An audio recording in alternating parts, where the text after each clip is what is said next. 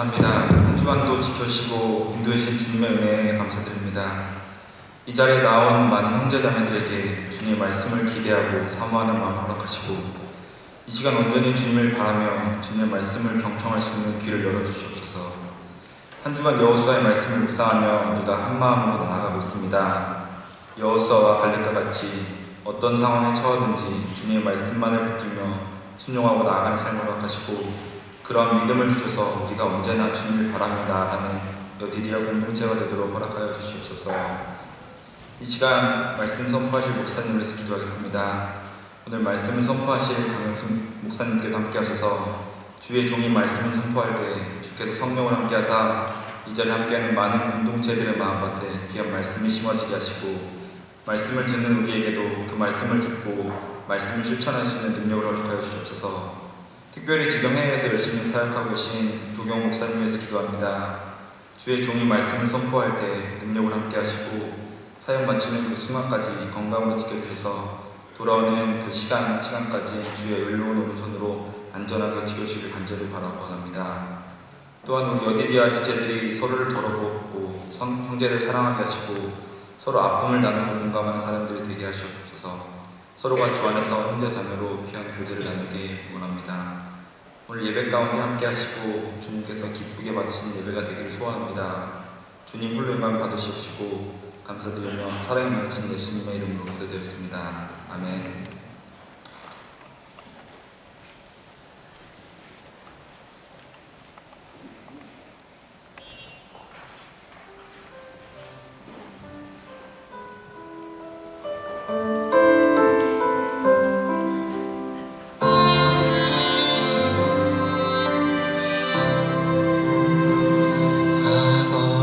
당신의 마음이 있는 곳에 나의 마음이 있기를 원해요. 아버지 당신의 눈물이 고인 곳에 나의 눈물이 고이길 원해요. 아버지 당신이 바라보는 영혼에게 나의 두 눈이 향하길 원해요. 아버지 당신이 울고 있는 어두운 땅에 나의 두 발이 향하길 원해요. 나의 마음이 아버지의 마음 알아. 내 모든 뜻 아버지의 뜻이 될 수 있기를 나의 온 몸이 아버지의 마음 알아. 내 모든 삶 당신의 삶 되기를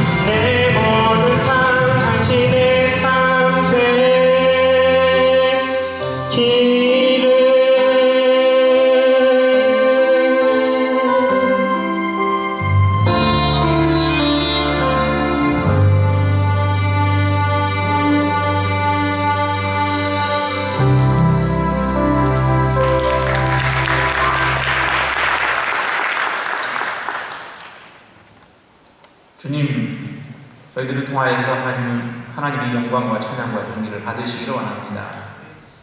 담임 목사님, 하나님께서 미집회로 하나님께서 귀하게 사용하여 주시니 감사합니다.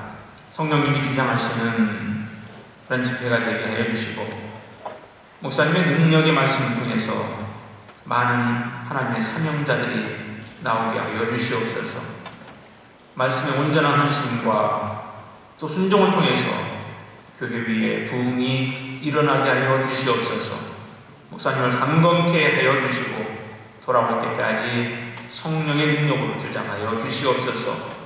하나님, 이 시간도 성령님이 친히 말씀하여 주시고 말씀을 듣고 순종하며 주님의 진정한 예배자로 저희들이 서서 우리 특별히 청년들에게 맡겨준 주님의 귀한 사명을 각 처소에서 능력있게 감당하는 주님의 제자들이 되어지도록 인도하여 주시옵소서.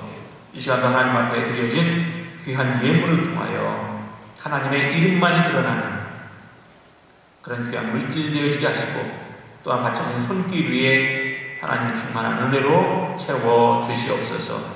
예수님의 이름으로 기도드리옵나이다. 아멘. 오늘 찬양한 그 학생이 누군지 아세요? 안 봐도 아시나 보네. 저를 많이 닮았다고 하는데 저보다는 조금 더 나아요.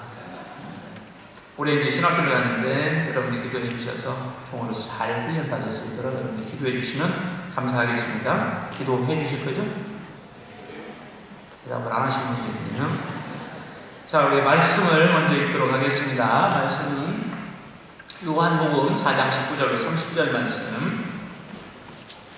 요한복음 4장 19절로 30절의 말씀 우리 함께 같이 읽도록 하겠습니다.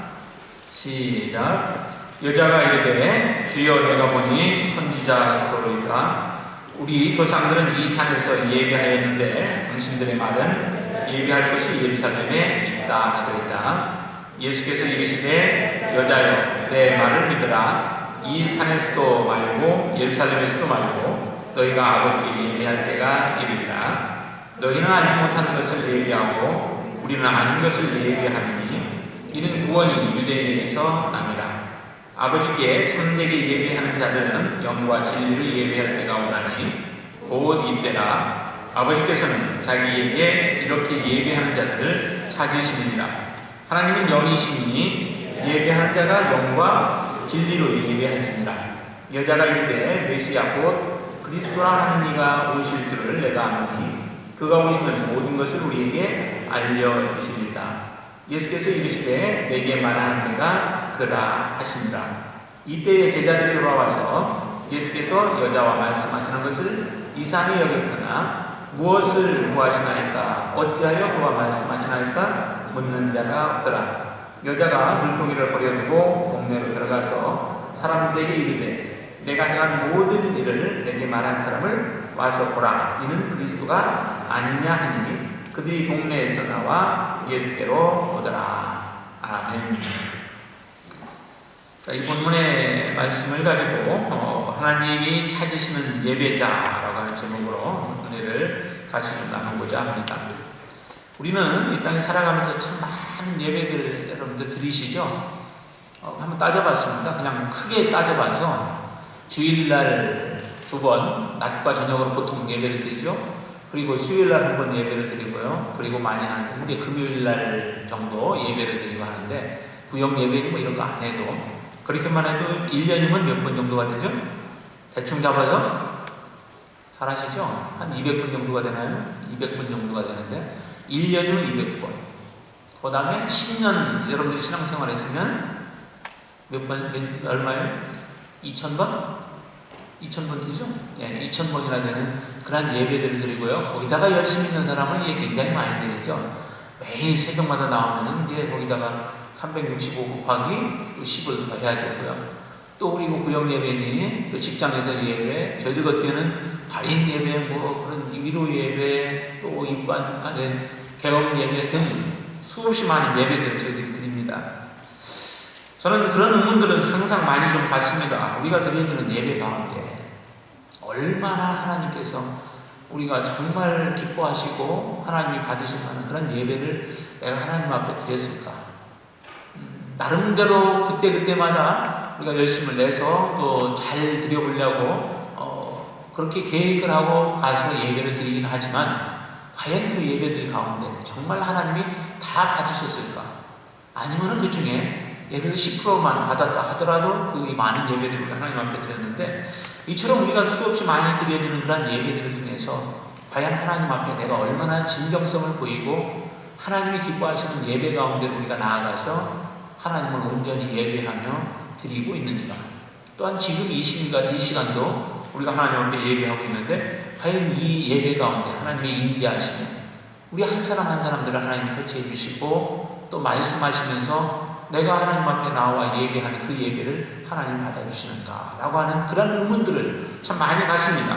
그러나 어쨌든 우리가 그거 하나하나를 통해서 하나님이 직접 받으셨는지 안 받으셨는지 우리의 마음대로 또는 나름대로 확신은 가지고 하기는 하지만, 그러나 그거는 하나님의 주관하에 있죠. 구약 같으면 우리가 예배를 드려서 받았는지 안 받았는지를 우리가 알 수 있지만, 그러나 신약에서는 그런 부분들이 우리가 보여지지는 않습니다. 그러나 그런 가운데라도 우리가 하나님 앞에 최선의 예배를 준비하여서 하나님이 온전히 받으시는 예배로 우리가 만드는 것이 그게 바로 우리가 해야 할 모습이라고 저는 생각이 듭니다.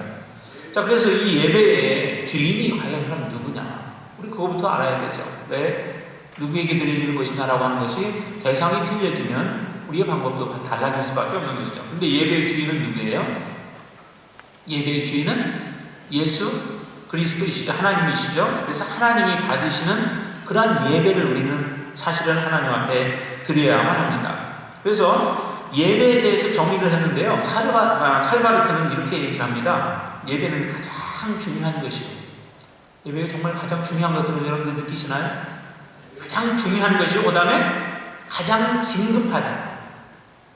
근데 가장 긴급하게는 생각 안 하시는 것 같아요.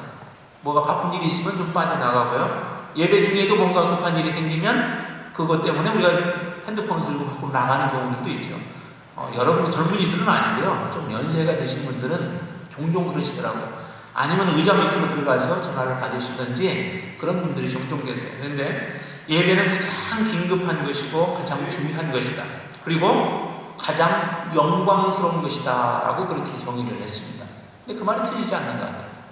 여러분들도 그렇게 정의를 할 수 있게 되길 바랍니다. 그렇게 정의하면 우리의 삶이 좀 바뀌어질 수 있죠. 근데 또한 토저는 이렇게 얘기를 합니다. 예배를 성실한 현대 교회를 향해서 빗대어서 저희들에게 말을 하는데, 오늘 우리에게는 모든 것이 있다. 현대 교회에 모든 것이 있다. 없는 것은 오직 예배일 뿐이다 라고 아주 꼬집어서 얘기를 합니다. 그러니까 수없이 많은 예배들을 우리가 실제 드리고 있는데 그 예배가 하나님이 받으시는 예배는 아닌 예배를 드리고 있다라고 하는 그런 지적인 것이죠. 과연 내가 드려지는 예배는 하나님이 받으시는 예배일까? 하나님이 받지 아니하시는 예배일까? 라고 하는 것을 여러분들이 한번 좀 생각해 보시면 좋겠습니다. 그래서 구약에 보면 가인과 아벨의 제사 같이 하나님 앞에 제사를 드리지만 실제 그 제사 가운데 똑같은 시간을 들여서 하나님 앞에 드렸다 할지라도 어떤 예배는 받으셨고 어떤 예배는 받지 않으셨습니다. 근데 가인의 제사는 하나님이 받지 않으셨죠. 아벨의 제사는 하나님이 받으셨습니다. 그게 어디에 근거해서 그랬을까? 그의 믿음이었죠. 믿음이 없이는 하나님을 기쁘시게 하지 못한다라고 말씀하신 것 같이 믿음 없이 하나님 앞에 드려진 제사 받을 수 없는 것이고, 하나님의 방법을 따라 드려진 제사가 아니면 하나님은 받지 않으시게 되죠. 그래서 결국 그 믿음이 있느냐 없느냐, 그럼 이제 믿음이라고 하는 부분은 어떻게 우리가 또 생각해야 되느냐라고 하는 부분을 오늘 저희들이 본문 읽었는데 그 본문의 말씀들을 보면서 이 사마리아 여인이 예수 그리스도를 만나서 대화를 나누고 또 대화를 통해서 그가 깨닫게 된 것들이 있고 그것을 통해서 도전을 받고 그러면서 그의 삶이 가치관이 바뀌고 생활 패턴이 바뀌어지는 그런 역사가 일어났는데, 그 모습을 통해서 우리의 자신도 한번 돌이켜보는, 우리의 신앙생활, 믿음을 또 예배를 돌이켜보는 그런 시간이 됐으면 좋겠습니다. 자, 사마리아 여인의 경우 사마리아 여인은 어떤 여자였을까? 어떤 예배자였을까? 사마리아 여인은 이전에 예수님을 만나기 전에 그의 마음 가운데 많은 고통이 있었죠. 그래서 사마리아 여인은 어느 때 물을 기르러 가냐면 6시라고 얘기를 하는데 그 6시는 우리 시간으로 따지면 12시를 이야기를 하죠. 그래서 12시에 뜨거운 대낮에 혼자 사람들의 눈을 피하여 물을 기르러 갔던 여인이 이 사마리아 여인이었죠. 그만큼 그의 삶은 다른 사람들한테 떳떳하게 내놓지를 못하는 거예요. 내놓으면 다른 사람들이 수근수근하고 그를 비웃고, 그래서 그 눈총이 따가워서 사람들이 있는 그때에 실제 물을 뜨러 갈 수 없는 그런 상황 속에 있는 여자가 이 사마리아 여인이었었죠. 남편도 보면은 5씩이나 있었다라고 얘기를 해요. 그러나 현재 있는 그 남자도 자기의 지금 남편이 아니고, 그러다 보니까 그것이 꼭 죄를 지어서 다른 남자와 살았다라고 하는 그런 의미보다도 거기 유대인들에게는 계대 결혼도 있고요. 그렇기 때문에 정확하게 어떤 이유인지는 모르겠습니다. 그러나 그것 때문에 다른 사람들이 손가락질은 하고 있었어요. 그것이 실제 하나님이 보실 때는 죄였는지 아니었는지는 모르지만 그런 상황 속에서 이 여인이 누구에 의해서 이 죄가 폭로가 되냐면 예수 그리스도에 의해서 그의 죄가 폭로가 되어집니다. 자기가 남편이 없다고 하니까 예수님이 그게 맞다는 것이죠. 내가 이전에 5명의 남자들이 있었지만 그들도 이미 너의 남편이 아니고 지금 있는 그 사람도 너의 남편이 아니다라고 하는 것을 예수님이 듣고 그것을 말하니까 그의 모든 죄들이 그대로 드러나는 것이죠. 단지 예수님과 그 여인 두 사람이 있는 곳이었지만 그 자기의 깊은 곳에 있었던 것들이 다 드러나게 됐습니다. 자, 이처럼 그 여자는 이 여인은 그 죄를 품고 있고, 그러나 그 마음속에는 무엇을 가지고 있었냐면 간절한 소망이 하나 있었습니다. 어디에서 내가 예배를 드려야 할 것인가? 예배 드리고 싶은 마음은 있는데 정말 어디에서 드려야 할지를 정확하게 알지 못하다 보니까 이제 예수님께 그것을 질문합니다. 우리가 어디에서 예배를 해야 하느냐라고 하는 것이죠. 장소적인 문제입니다. 이스라엘 유대인들은 예루살렘에서 제사를 드렸고 예배를 드렸고, 그 다음에 사마리아인들은 그리심산에서 예배를 드렸습니다. 자, 그렇게 되어진 과정은 좀 아픈 이스라엘의 그 과거가 좀 있습니다. 이스라엘 백성들이 통일 왕국 시대에 그 3명의 왕들에 의해서 통일 왕국 시대가 120년 동안 지속되어 있죠. 그러다가 이제 분열 왕국이 이루어져서 북이스라엘과 남유다로 갈라지는데, 갈라진 상태에서 북이스라엘이 하나님의 말씀에 순종하는 왕들이 없습니다. 그러다 보니까 209년 정도를 존속을 시키다가 그 나라가 존속되다가 그 다음에 그들이 어디에 의해서 망하냐면 아수르에 의해서 722년에 그들이 망하게 됩니다. 그러고 나서 망한 그들이 결국에 그 장소에 사람들, 이스라엘 백성들이 있는 그곳에다가 자기 아수르 사람들을 갖다 그곳에 심고 그러면서 혼혈 민족을 만들어버리죠. 그래서 사마리아 지역이 굉장히 유대인들이 볼 때는 경멸이 여기는 지역이 되어버립니다. 그리고 나서 남유다도 결국에 망하게 되는데, 남유다는 586년에 다 망하게 됩니다. 거기는 바벨론에 의해서 이제 망하게 되죠. 그리고 나서 남유다는 바벨론으로 포로로 전부 끌려가서 그곳에서 신앙생활을 해요. 아주 하나님 앞에 더 회개하고 그러면서 하나님 신앙을 거기서 되찾지만, 그러나 이쪽 사마리아 지역에 있는 사람들은 혼혈이 되어져서 정통적인 그런 신앙을 갖지 못한 상태죠. 그러다가 하나님이 때가 되어서 이게 남유다 그런 이스라엘 백성들을 다시 돌아오게 만드시고, 돌아온 이스라엘 백성들이 돌아오자마자 처음 했던 게 뭐죠? 그들이 처음 시작했던 것이 성벽과 또 성전을 건축하는 일이었죠. 그것을 건축하고 하나님 앞에 영광을 돌리려고 하는데 그 사마리아 사람들이 요청을 합니다. 우리도 함께 그 거룩한 일에 우리도 동참하자라고 요청을 하고 부탁을 하지만 이스라엘 백성들은 너희들 참여하는 것에 대해서 허락하지 않습니다. 왜? 너희들은 이미 더러워졌다는 거죠. 그리고 너희들은 경멸하고, 그래서 그들과 상종하지 않겠다라고 해서 그들이 돕고자 하는 것을 거절을 합니다. 결국 그러니까 이 사마리아 사람들은 어떻게 해요? 하나님 앞에 나아가 예배하고 싶지는 싶은 마음은 있는데, 비록 그들이 혼혈 민족으로 더럽혀진 그런 민족이긴 하지만 하나님 앞에 나아가고자 하는 그런 열망을 가진 사람들이 그 가운데는 있잖아요.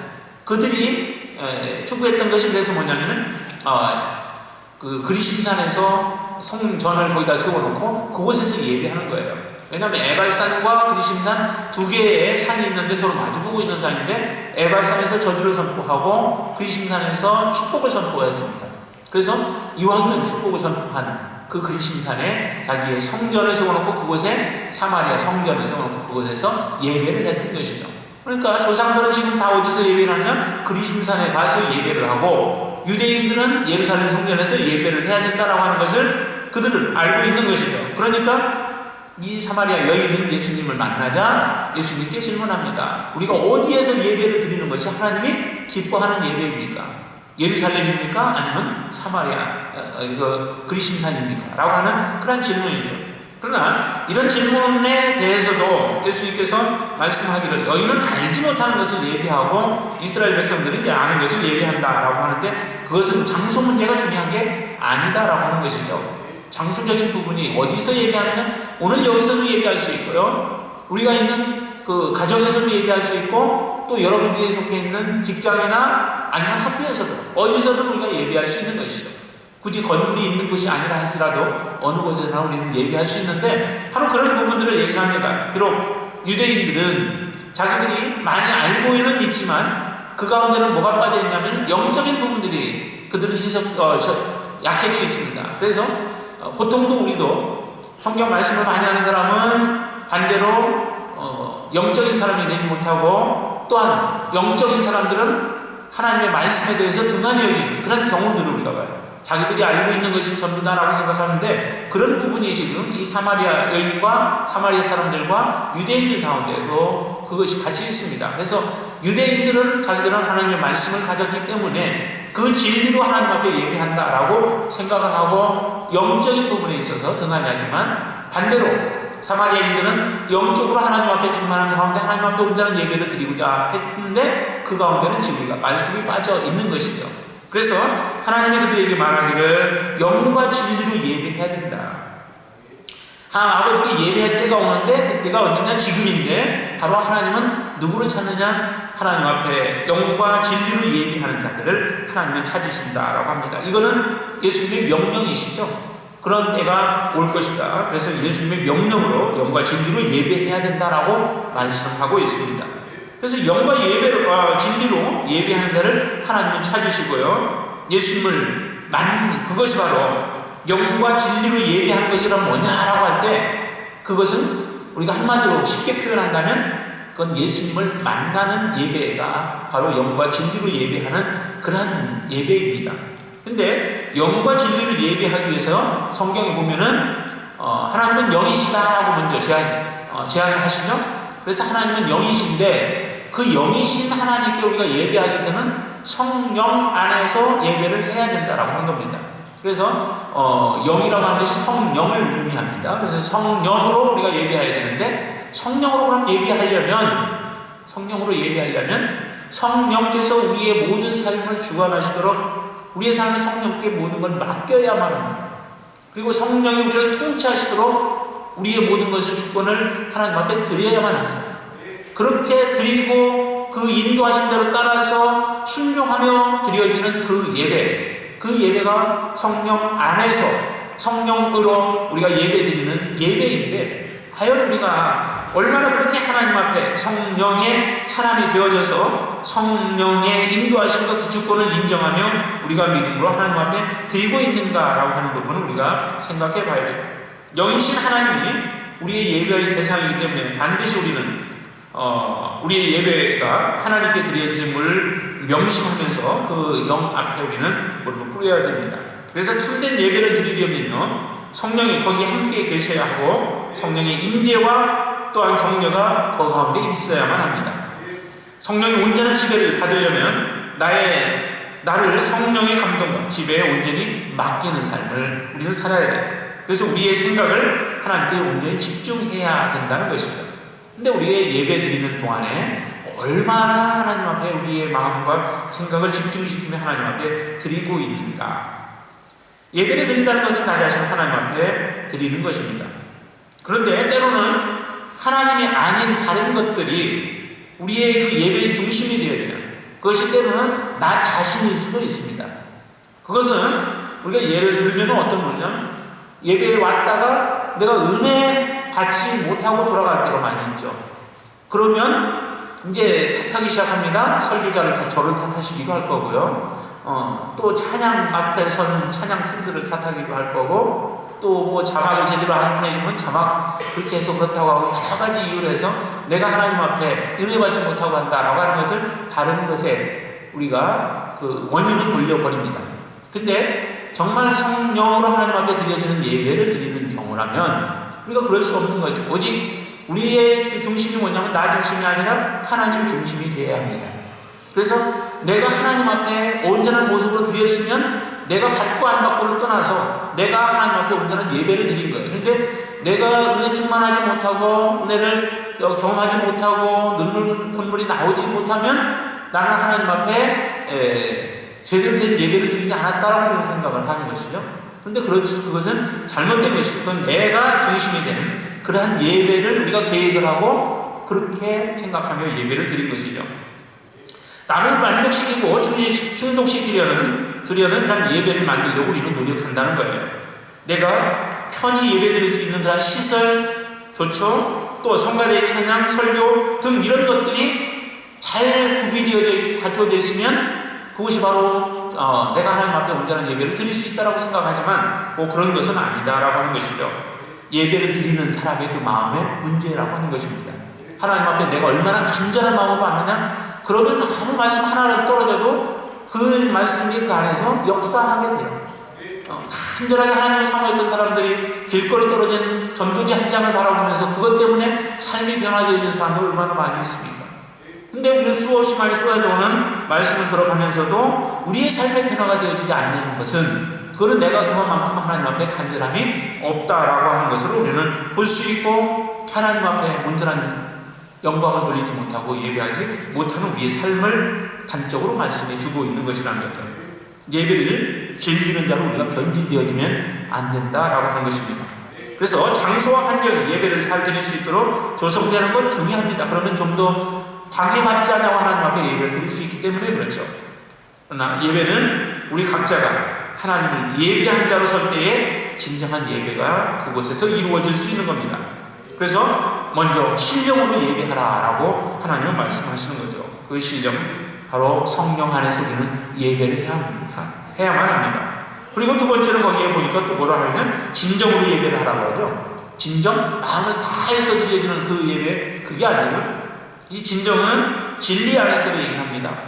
진리를 기초로 해서 유대인들이 하나님의 말씀이 있었다면 그 말씀에 기초하고 그 말씀의 사상과 그 말씀의 중심, 또 그 말씀이 의도하는 의도를 정확하게 알고 그러고서 예배를 드려야 하는데, 그것이 없으면, 하나님의 말씀이 없으면 그러면 우리는 잘못된 길로 드리면서 그것이 올바른 예배라고 착각할 수 있다라고 하는 것이죠.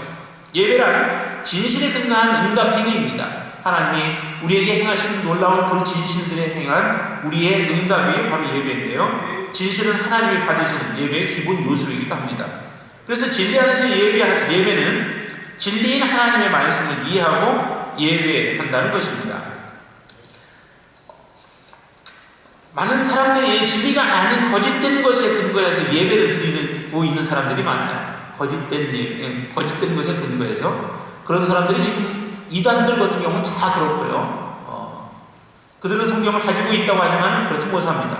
근데 이 거짓된 예배에 대해서 한 교수님이 조사를 한 게 좀 하나 있습니다. 그래서 제가 그거를 좀 잠깐 보시면 여러분들은 어떤지 한번 거기에다가 비추어 보세요. 5가지를 헛된 예배를 드리고 있는 거, 하나님께서 받지 아니하시는 예배를 드리고 있는 것에 대한 5가지를 이렇게 지목을 했는데 한번 잘 보세요. 구원의 은총에 감격과 감사로 응답하지 않는 예배. 여러분들 마음에 정말 하나님께서 구원해 주신 그 구원이 예배에 나올 때마다, 준비할 때마다, 이곳에 와서 앉아있을 때마다, 찬양을 부를 때마다, 말씀을 들을 때마다, 설교를 들을 때마다 여러분들 마음 가운데 하나님께서 구원해 주신 그 놀라운 은총에 대해서 여러분들 감격하고 계신가요? 만약에 그 감격이 없다면 우리는 헛된 예배를 지금 하나님 앞에 드리고 있는 것이다 라고 그렇게 말씀하고 있습니다. 그래서 우리가 하나님 앞에 나와 예배드리는 가장 중요한 이유는 죄인을 먼저 찾아주시는 하나님의 사랑과 또 십자가를 통해 주어진 구원의 은총에 있다라고 얘기합니다. 정말 그렇죠? 죄인을 하나님이 먼저 찾아오셨습니다. 우리가 찾아가서 만난 게 아니고 하나님이 찾아오셨고 또 그 찾아주신 하나님의 놀라운 사랑과 십자가의 은혜, 그것을 생각할 때마다 우리의 가슴에 은혜가 밀려와야 된다라고 하는 것이죠. 감격과 감사가 없이 습관적으로 드리는 예배, 그것은 헛된 예배다라고 그렇게 지적하고 있습니다. 그리고 두 번째는 뭐냐면 항상 무엇인가 받으려고만 하는 예배. 여러분들 나오셔서 왜 지금 예배 드리실 때 여러분들 어떤 마음으로 오셨어요? 은혜 받으려고 나오셨죠? 그게 지금 문제라는 거죠. 은혜 받으려고가 아니라 내가 받은 바 은혜를 하나님 앞에 표현하고 드리기 위해서.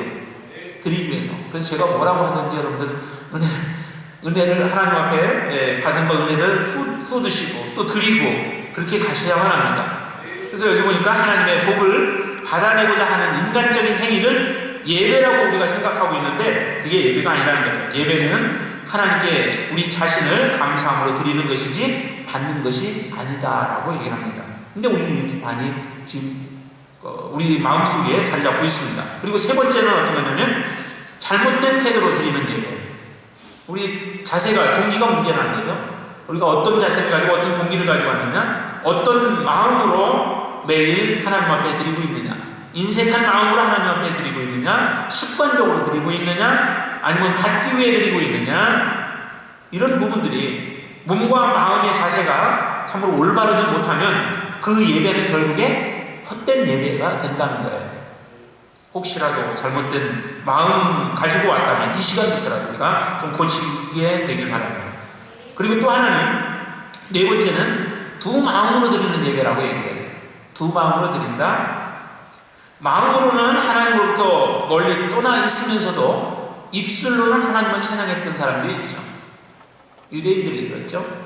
그래서 입술로는 하나님을 마음은 전혀 하나님을 섬기고자 또 하나님께 순종할 마음이 없는데 입술로는 하나님을 사랑한다 그러면서 하나님께서 우리 사랑하는 모습이 뭐 어디가 있느냐 하면서 하나님을 멀리했던 이스라엘 백성들의 그 모습과 같이 우리의 삶 속에도 우리의 마음은 다른 종류의 생각들로 넘쳐나요. 예배를 드리면서도 우리의 마음은 다른 계획들, 또 어떤 것을 할까, 또 우리의 필요가 무엇인가, 이런 것들을 생각하면서, 그리고 예배 드리고 나서 한 약속들이나 또 집안의 일들이나 사업 등에 온통 우리가 빠져 있다면 1시간 드려지는 그 예배는 우리는 헛된 예배를 드리고 있다라고 그렇게 말하고 있습니다.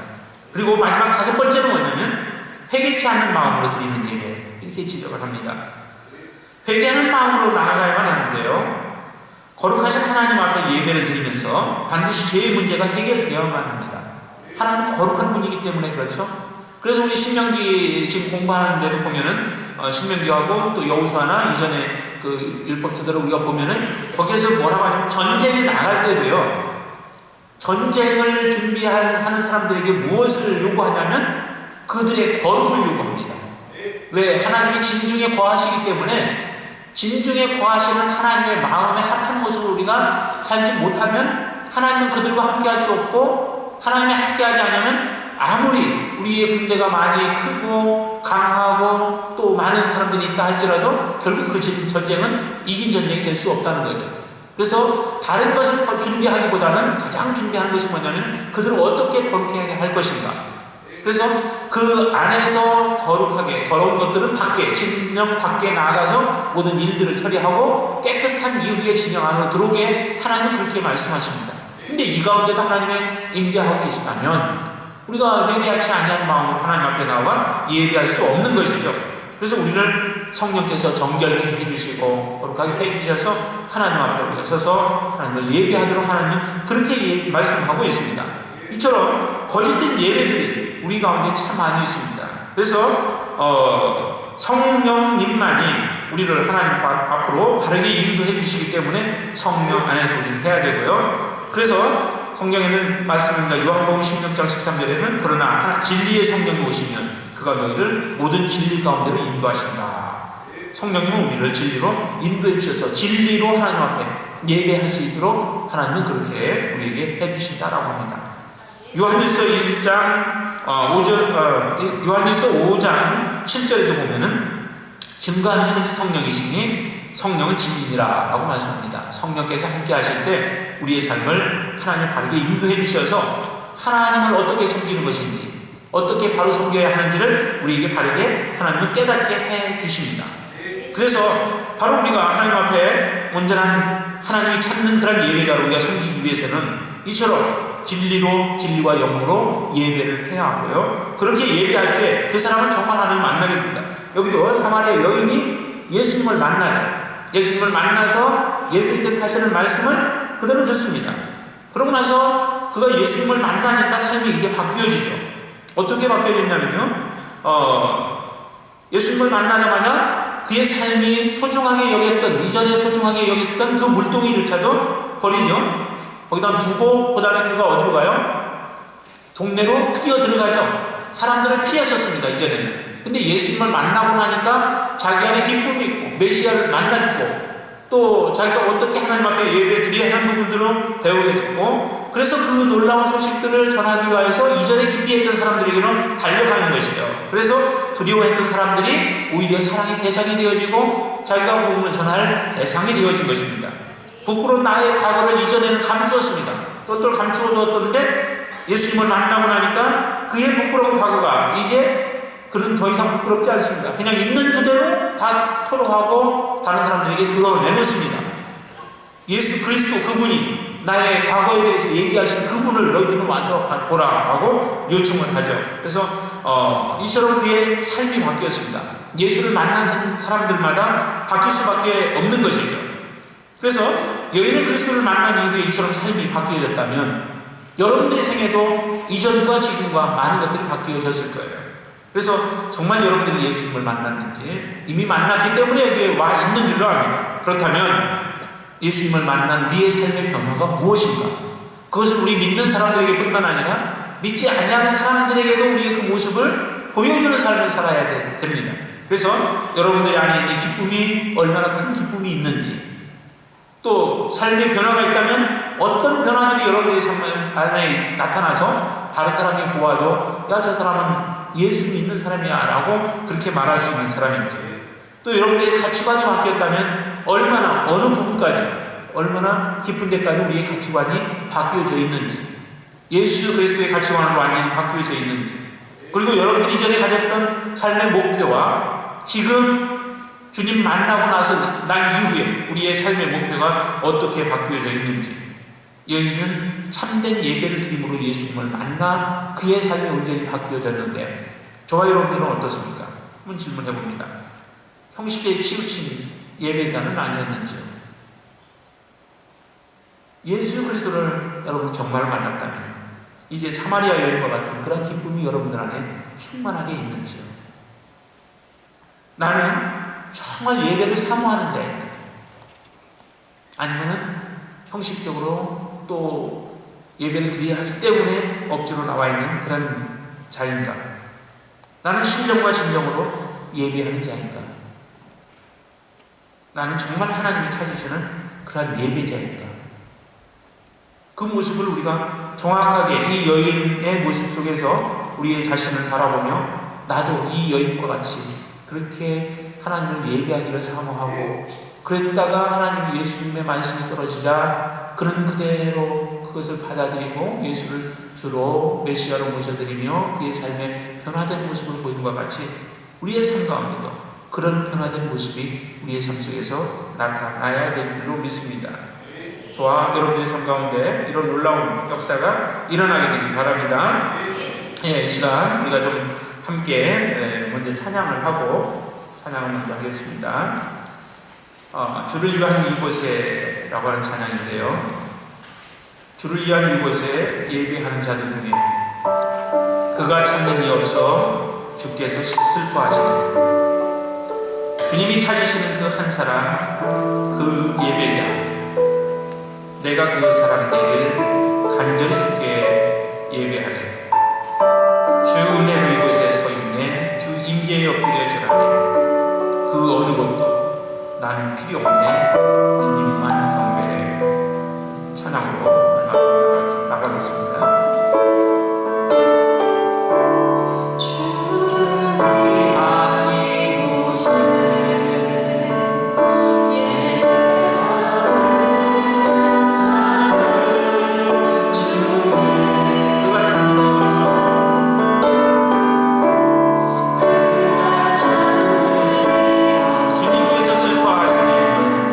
주님께서 슬퍼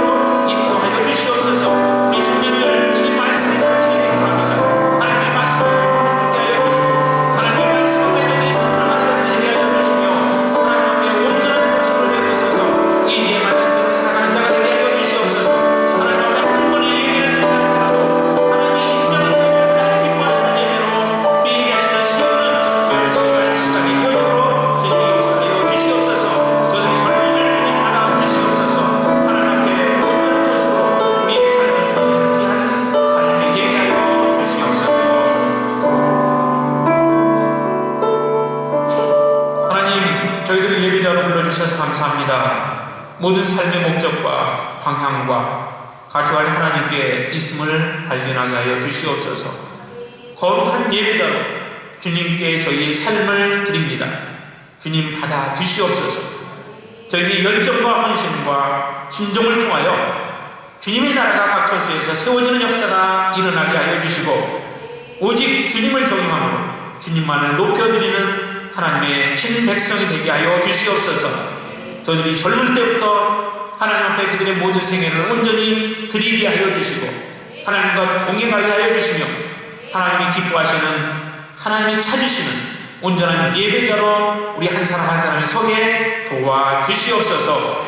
이제는 우리 주 예수 그리스도의 놀라우신 은혜와 아버지 하나님의 크신 사랑과 성령님의 내주 역사하심이 이제 하나님의 말씀을 쫓아 말씀을 가지고 성령 안에서 하나님이 찾으시는 온전한 예배자로 하나님 앞에 우리의 평생을 살아가기를 원하는 사랑하는 모든 하나님의 종들 머리머리 위에 지금부터 영원토록 함께 하시기를 간절히 축원하옵나이다. 아멘.